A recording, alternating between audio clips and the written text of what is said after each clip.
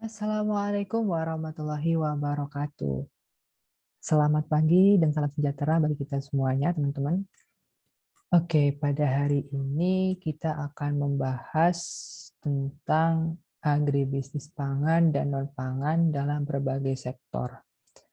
Oh ya, sebelumnya saya ingatkan lagi ya, bagi teman-teman nih yang mau ingin nilai bagus, itu kalau di pengantar agribisnis harus rajin-rajin membaca PPT ya. Baik itu PPT dari Sigma Course ataupun PPT dari Evieta yang dikirimkan oleh dosen masing-masing.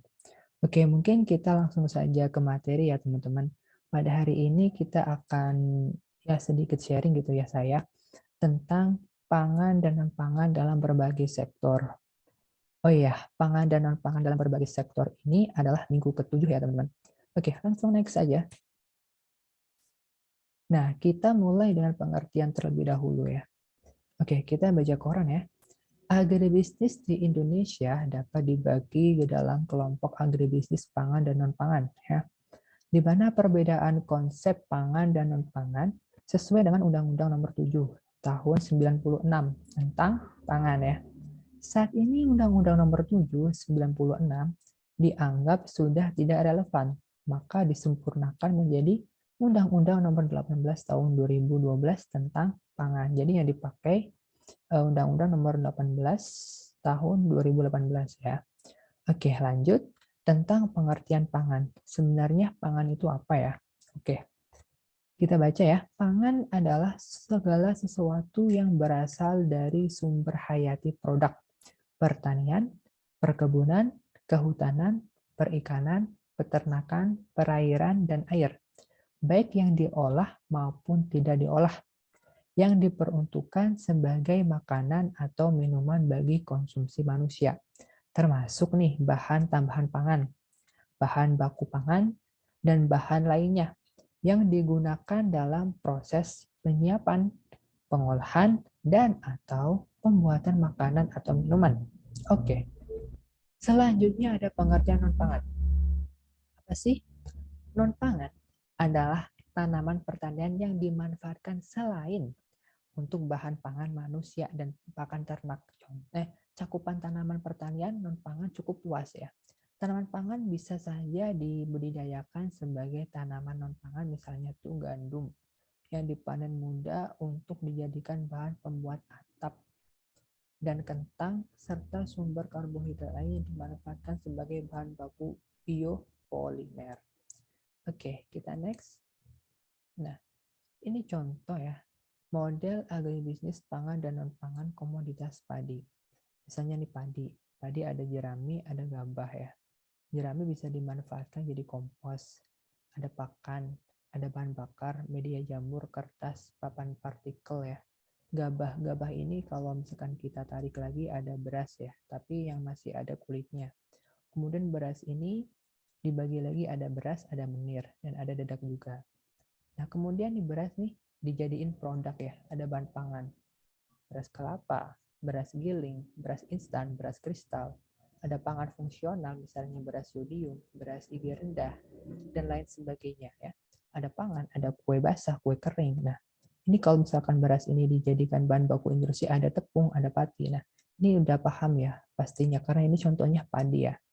Oke, ini adalah contoh yang non-pangan ya, dalam komunitas padi maupun pangan ya. Next. Untuk selanjutnya ada model pengembangan agribisnis pangan dan non-pangan komoditas kapas. Nah, teman-teman bisa lihat nih, tanaman kapas. Tanaman kapas ini dibagi ya, ada serat kapas, ada biji berserat. Serat kapas ini digunakan untuk apa? Untuk bahan tekstil. Biji berserat ini, nah bisa digunakan untuk apa aja? Ada serat pendek sama biji kapas. Dan seterusnya sampai jadi minyak makan, makanan ternak, dan bahan makanan campuran. Oke, kita lanjut saja ya ke soal ya, karena ini pangan dan pangan itu ya intinya itu sedikit ya teman-teman. Kita langsung saja ke latihan soalnya.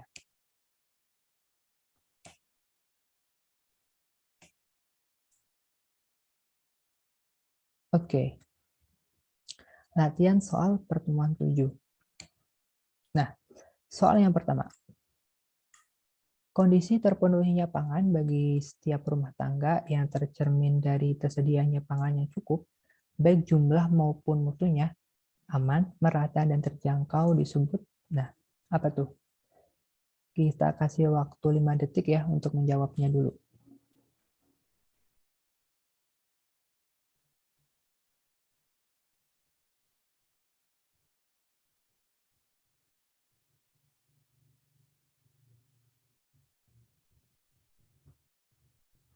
Oke, betul ya. Jadi, kondisi terpenuhinya pangan bagi setiap rumah tangga yang tercermin dari tersedianya pangan yang cukup, baik jumlah maupun mutunya, aman, merata, dan terjangkau disebut, yep, C, ketahanan pangan. Tadi ya, Undang-Undang Nomor 7 Tahun 96 tentang Pangan Masyarakat mewujudkan ketahanan pangan bagi seluruh rakyat Indonesia.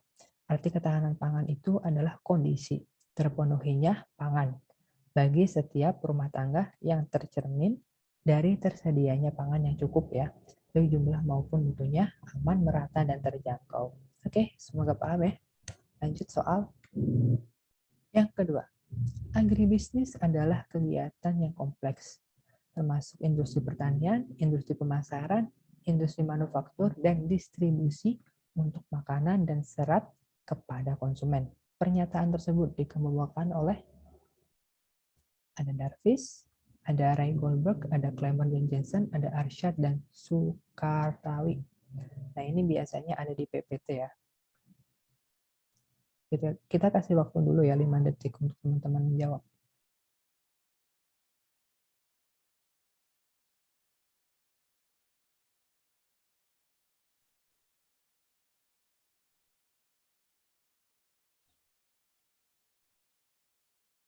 Yap, oke ya. Agribisnis adalah kegiatan yang kompleks, termasuk industri pertanian, industri pemasaran, dan industri manufaktur, dan distribusi untuk makanan dan serat kepada konsumen. Pernyataan tersebut dikemukakan oleh C, yaitu Kramer dan Jensen. Kita baca penjelasannya. Kalau untuk John Darvis dan Roy Goldberg mendefinisikan agribisnis sebagai berikut. The sum total of all operation involved in the manufacture and distribution of farm supplies, production operation on farm, and the storage, processing, and distribution of farm commodities and item made from them. Ini adalah menurut John H. Davis and Ray Goldberg. Yang kedua ada menurut Arsyad dan kawan-kawan tahun 85 dalam Sukartawi. Yang dimaksud dengan agribisnis adalah suatu kesatuan kegiatan usaha yang meliputi salah satu atau keseluruhan dari mata rantai produksi, pengolahan hasil, dan pemasaran yang ada hubungannya dengan pertanian dalam arti luas. Ini menurut Arsyad. Kemudian menurut Clemmer dan Jensen nih. Agribusiness is a complex activities including farming industry, marketing industry, manufacturing, and distributing industry for food and fiber to the customer. Ya. Oke, selanjutnya latihan soal ketiga. Kita baca soalnya. Komponen agribisnis adalah bertani kegiatan. Pengolahan makanan, manufaktur input, transportasi, perdagangan eceran, makan pendirian, dan kegiatan lain yang terlibat dalam mentransfer makanan dan serat ke konsumen. Pernyataan tersebut dikemukakan oleh, nah, lagi-lagi ini adalah membaca PPT. Jadi teman-teman rajin-rajin membaca PPT ya. Oke, kita tunggu 5 detik untuk menjawab ya.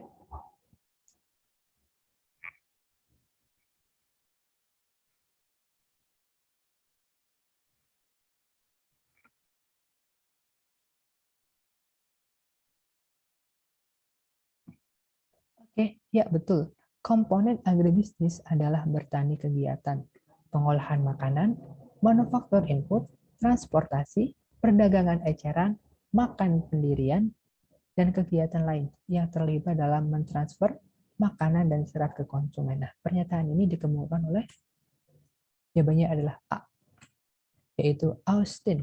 Ya.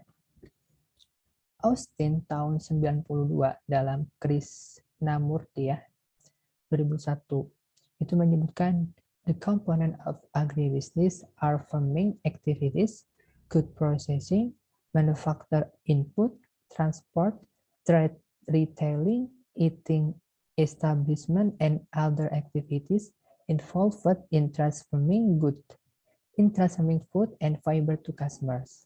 Ini adalah menurut Austin. Nah, ini menurut Hadi. Mungkin saja nanti pertanyaan juga menurut Hadi ya. Jadi sistem agribisnis adalah suatu rangkaian kegiatan yang terdiri dari 4 subsistem yang saling mempengaruhi, yaitu subsistem penyedia input, pertanian, subsistem produksi pertanian, dan subsistem pengolahan hasil. Dan juga subsistem pemasaran hasil pertanian, termasuk produk-produk turunannya, yang seluruh kinerjanya dipengaruhi oleh koordinator agribisnis. Kemudian menurut Profesor Bung Aran ya, ini sektor agribisnis sebagai bentuk modern dari pertanian primer. Paling sedikit mencakup 4 subsistem. Subsistem hulu, yaitu kegiatan ekonomi yang menghasilkan dan perdagangan sarana produksi. Pertanian primer, seperti industri pupuk, obat-obatan, bibit, benih, alat dan mesin pertanian, dan juga lain-lain. Oke, mungkin pertanyaannya juga mungkin dari Hadi, dari Austin, ataupun dari Profesor Bungaran. Jadi teman-teman sekali lagi harus membaca PPT.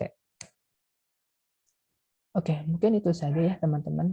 Soal-soal dari pertemuan 7 tentang pangan dan non-pangan. Oke, selebihnya terima kasih sudah mengikuti Sigma Course kali ini.